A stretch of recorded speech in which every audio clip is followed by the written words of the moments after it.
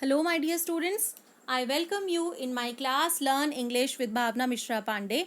Today we will do chapter 1 from your book Flamingo, that is the last lesson written by Alphonse Daudet.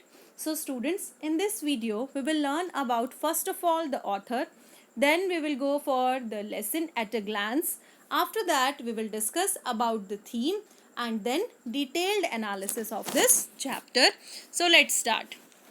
Alphonse Daudet was born on 13th May 1840 at France and died on 16th December 1897 at the age of 57 at Paris.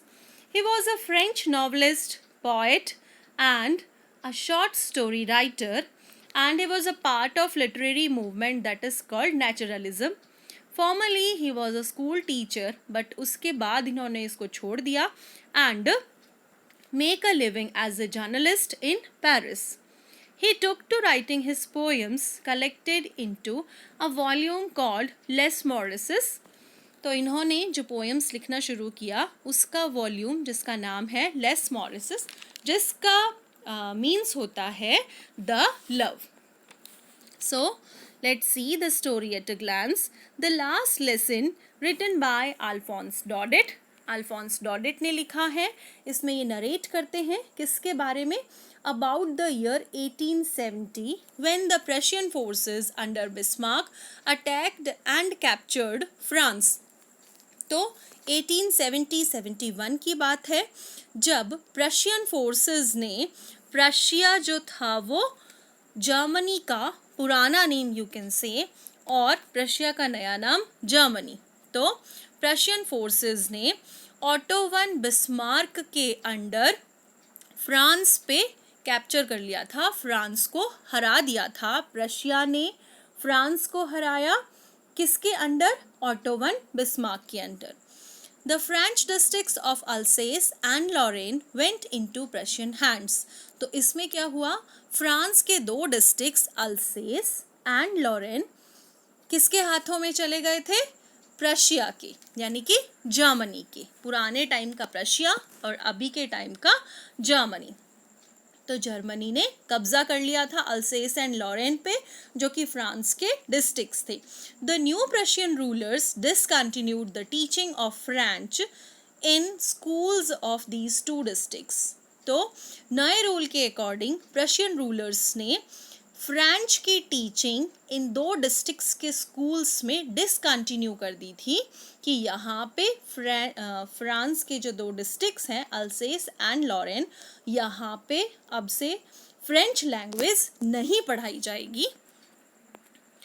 So the French teachers were asked to leave, और French teachers को वहाँ से जाने को बोल दिया गया था. Now M Hamel could no longer stay in his school. अब एम हैमल वहाँ पे जो कि एक फ्रेंच टीचर थे वो वहाँ पे नहीं रह सकते थे उस स्कूल में. Still he gave lesson to his students with utmost devotion and sincerity as ever. उनको पता चल चुका था इस ऑर्डर के बारे में, फिर भी उन्होंने पूरे डिवोशन और पूरी सिंसियरिटी के साथ, पूरे समर्पण के साथ अपने स्टूडेंट्स को लेसन दिया. One such student of M Hamel, Franz, जिसका नाम था Franz, who dreaded French class of M. Hamel, जो कि एक ऐसा ही उनका स्टूडेंट था फ्रांस जो कि फ्रेंच क्लासेस से बहुत डरता था, और एम हैमल की आयरन रोड उससे भी बहुत डरता था. came to the school that day thinking he would be punished as he had not learned his lesson on participles. तो वो जब स्कूल में आया तो उसने ये सोचा कि मुझे आज पनिशमेंट मिलेगी. किस चीज़ के लिए? उसको पार्टिसिपल्स पे लेसन लर्न करने को दिया था. जैसे इंग्लिश में पार्टिसिपल्स एक ग्रामर का टॉपिक है, may be in French language भी वो कुछ ग्रामर का टॉपिक होगा, तो उसको पार्टिसिपल्स पे कुछ लर्न करने को दिया गया था एंड उसने वो चैप्टर लर्न नहीं किया था. दैट्स वाई ही ड्रीडेड कि क्लास में अब वो कैसे एंटर होगा. So, but on reaching school he found M. Hamill dressed in his fine Sunday clothes and the old people of the village sitting quietly on the back benches. But जब वो school पहुंचा वहाँ का नज़ारा बिल्कुल different था. क्या हुआ when he entered there? उस दिन उसको बाहर से ही कोई शोर और कुछ नज़र नहीं आ रहा था, कुछ भी सुनाई नहीं दे रहा था. अदरवाइज क्लासेस में क्या हुआ करता था, वो जो एम हैमिल का रॉड था उससे वो बेंच पे टैपिंग किया करते थे, रैपिंग ऑन द बेंचेस. उसकी आवाज़ बाहर तक सुनाई देती थी. तो ऐसा भी उस दिन कुछ नहीं हो रहा था, बहुत शांति थी.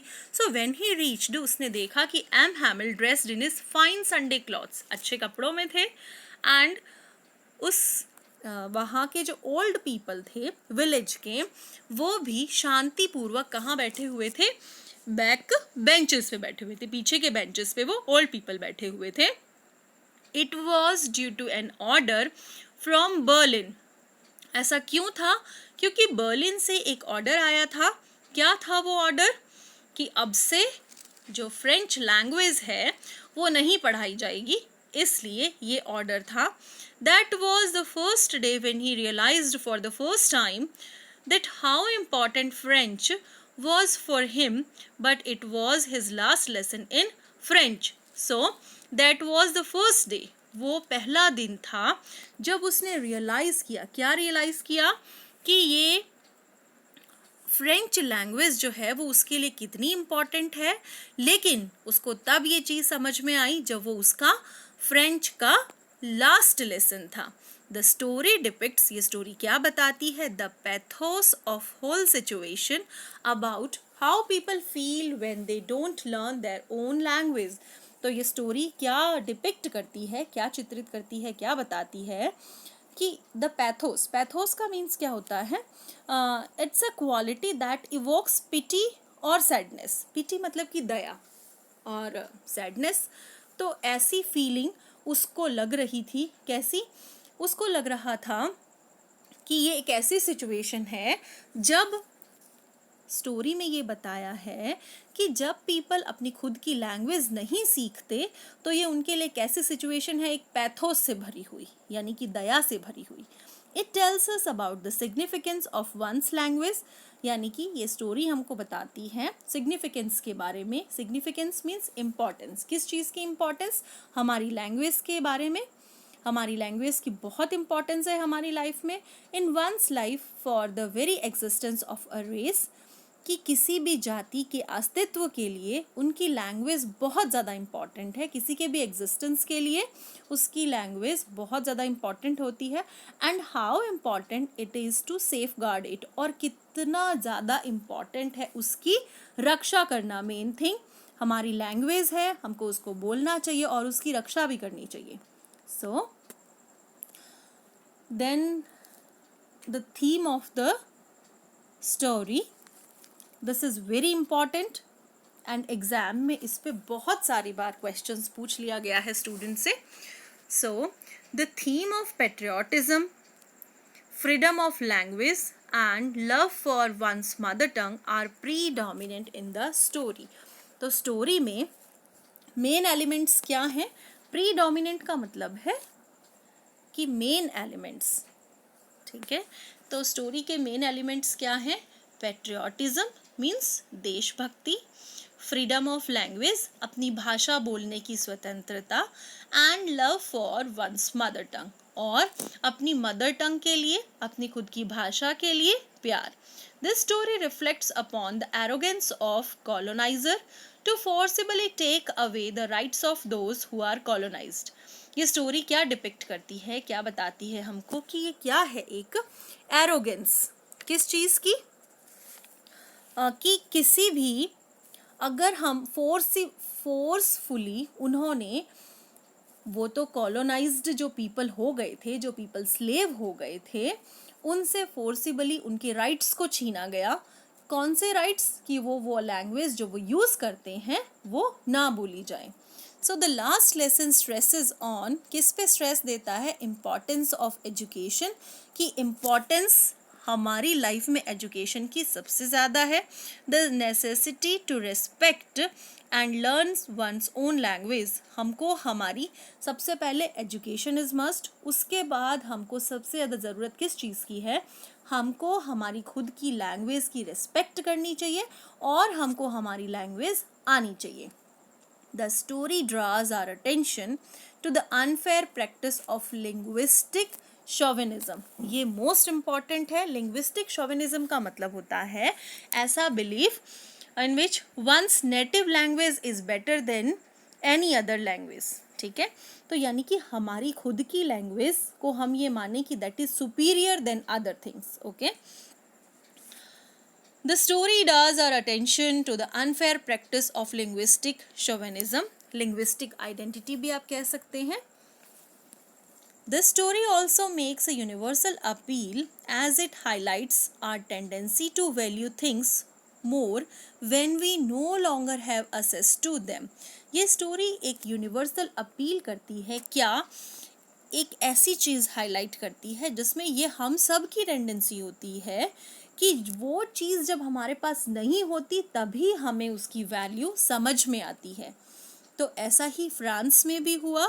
वहाँ के लोगों ने फ्रेंच लैंग्वेज के लिए बहुत ज़्यादा इंटरेस्ट नहीं दिखाया एंड जब वो अधिकार उनसे छीन लिया गया उनकी लैंग्वेज बोलने का, तब वो वहाँ पे उसके लिए रिस्पेक्ट शो करने के लिए सारे पीपल इकट्ठे हुए।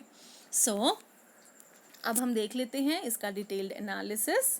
The story is narrated by a French boy, क्या नेम था उसका, Franz, FRANZ, Franz. He is lazy but sensitive and likes to play. वो कैसा है, थोड़ा लेजी है लेकिन थोड़ा सेंसिटिव भी है एंड लाइक्स टू प्ले, खेलना उसे पसंद है। He dislikes studying French and hates his teacher M. Hamel, as generally students do, जैसे कि बच्चे करते हैं, उनको स्टडी में कम इंटरेस्ट आता है। तो फ्रांस जो है उसको फ्रेंच अच्छी नहीं लगती थी एंड वो हेट करता था अपने टीचर M. Hamel से, जो कि फ्रेंच के टीचर थे। After overpowering the districts of Alsace and Lorraine in France, Berlin has ordered that German language instead of French be taught in the schools there. तो क्या ऑर्डर्स आ गए थे, जब अल्सेस और लॉरेन पे, फ्रांस के ये दो डिस्ट्रिक्ट्स थे, इन पे जब प्रशियन फोर्सेस का कब्जा हो गया था तो बर्लिन से एक ऑर्डर रिलीज हुआ था कि इन दो अल्सेस एंड लॉरेन पे क्या पढ़ाई जाएगी, लैंग्वेज, जर्मन लैंग्वेज पढ़ाई जाएगी एंड फ्रेंच अब से वहाँ नहीं पढ़ाई जाएगी। It is the last day of their French teacher M. Hamel who has been there for 40 years। अब यहाँ पे फ्रेंच टीचर जो थे मिस्टर M. Hamel, उनका लास्ट डे था जो कि यहाँ पे लास्ट 40 years से, पिछले 40 साल से पढ़ा रहे थे। So he is full of grief, nostalgia and patriotism. किससे भरे हुए थे वो, ग्रीफ से। नॉस्टैल्जिया का मतलब होता है कोई ऐसी पास्ट की चीज़ जिससे हम बहुत ज़्यादा हमारा अफेक्शन हो, a sentimental longing for a thing जो कि पास्ट की है और हमसे उसका बहुत ज़्यादा अफेक्शन है। As a mark of respect to his hard work the village man also attend his last lesson. अब क्या हुआ कि मार्क ऑफ रिस्पेक्ट, उनको रिस्पेक्ट देने के लिए, उनके हार्डवर्क को रिस्पेक्ट देने के लिए विलेज के जो पीपल थे बहुत सारे, they also attended the last lesson. जब वो अपना लास्ट लेसन कन्वे करने के लिए आए मिस्टर M. Hamel, तो विलेज के जो ओल्ड पीपल थे दे ऑल्सो सैट, कहाँ पे बैठे हुए थे वो, बैक बेंचेस पे। They are sad as they did not learn their mother tongue French in their childhood. वो सैड किस बात से थे कि उन्होंने अपने चाइल्डहुड में यानी कि अपने बचपन में अपनी जो मदर टंग थी वो नहीं सीखी। Franz is shocked to know that it's his last lesson. अब फ्रांस जो 2 डिस्ट्रिक्ट्स थे, अल्सेस एंड लॉरेन, वहाँ पे जब ये ऑर्डर इशू हुआ बर्लिन से, तो फ्रांस भी ये सुन के बहुत शॉक्ड हो गया था कि ये उसका लास्ट लेसन है, as he does not know French, क्योंकि वो भी फ्रेंच लैंग्वेज नहीं जानता था. Now, suddenly he gets interested in learning it and understands everything taught on that day. Now, अब अचानक से क्या हुआ? He gets interested. उसको इंटरेस्ट आने लगा किस में? फ्रेंच लैंग्वेज सीखने में, एंड उसको समझ भी आने लगा. ही अंडरस्टैंड्स, उसने कॉम्प्रीहेंड भी कर लिया अच्छी तरह. उस दिन मिस्टर एम हैमिल द्वारा जो भी पढ़ाया गया क्लास में, उसको वो इंटरेस्टिंग भी लगा फ्रांस को, एंड उसको वो समझ भी आया. सो he develops an instant liking for the teacher M. Hamill and respects him for his sincerity and hard work. अब इंस्टेंटली क्या हुआ उसके मन में, अपने टीचर जो कि फ्रेंच लैंग्वेज के टीचर थे एम हैमिल, उनके लिए एकदम से लाइकिंग जाग गई. वो पसंद करने लगा उनको, एंड उनकी रेस्पेक्ट करने लगा. किस चीज़ के लिए? कि वो इतने सालों से जो हार्ड वर्क कर रहे हैं, और उनके वर्क के लिए जो डिवोशन है, जो सिंसियरिटी है. He feels sad and departing from him and is ashamed for not being able to recite the lesson of participles. अब वो क्या फील करता है? उसकी फीलिंग कैसी? सैड हो जाती है. क्यों? क्योंकि अब उसको लगता है कि उसके जो टीचर हैं एम हैमिल, वो वहाँ से डिपार्ट यानी उसको छोड़ के चले जाएंगे, एंड वो शेम भी फील करता है. क्यों? For not being able to recite, कि उसने अपना जो लेसन था पार्टिसिपल्स वाला वो भी लर्न नहीं किया. M Hamel tells them that they all are at fault. अब एम हैमिल बताते हैं कि हम सभी फॉल्ट में हैं. क्यों? For not being eager enough to learn, कि हम क्या कर रहे थे, पहले हम में जी नहीं था. किस चीज़ का? लर्निंग का. कि हम ईगरली पढ़ाई नहीं करते थे. Putting it off to the next day, और जो भी पढ़ने की चीज़ें उसको कहाँ कुछ अलग दिन के लिए, आगे के दिन के लिए रख देते थे, बाद में के लिए टालते जाते थे चीज़ों को, लर्निंग का, सीखने की चीज़ों को. ही ब्लेम्स हिमसेल्फ, वो खुद पे भी ब्लेम करते हैं, for not teaching them sincerely. अब वो दोनों को ब्लेम करते हैं, पीपल को भी कि उनमें भी इतना वो ईगरली लर्न नहीं करते थे लैंग्वेज को, एंड खुद को ब्लेम करते हैं कि उन्होंने भी शायद उतने डिवोशन से या उतने सिंसियरली टीचिंग नहीं करवाई, इसीलिए. सो his patriotism is reflected in his praise for the French language as being the most beautiful and most logical language in the world. तो उनका पेट्रियाटिज्म, उनकी देशभक्ति किस में झलकती है? जब वो प्रेज करते हैं किसकी? फ्रेंच लैंग्वेज की. और क्या बोलते हैं कि फ्रेंच लैंग्वेज जो है वो सबसे ज़्यादा ब्यूटीफुल और लॉजिकल लैंग्वेज है पूरे वर्ल्ड में, जितनी भी लैंग्वेजेस हैं उन सब में. He tells the class to guard their language as being close to one's language is the key to escape from the prison of slavery. तो वो क्या कहते हैं? क्लास को बताते हैं कि आपको आपकी लैंग्वेज की गार्ड, मतलब आपको अपनी लैंग्वेज की रक्षा करनी होगी. कैसे? अपनी लैंग्वेज को अपना के और अपनी लैंग्वेज को ना छोड़ते हुए, क्योंकि ऑर्डर तो आ गए थे कि अब आपको जर्मन लैंग्वेज ही सिखाई जाएगी. लेकिन एम हैमिल बता रहे थे उनको कि हमारी जो लैंग्वेज है फ्रेंच लैंग्वेज, वो सबसे ज़्यादा ब्यूटीफुल और सबसे ज़्यादा लॉजिकल लैंग्वेज है इन दिस वर्ल्ड. तो एम हैमिल बताते हैं कि लैंग्वेज के सबसे ज़्यादा क्लोज होना है आपको, उसको छोड़ना नहीं है.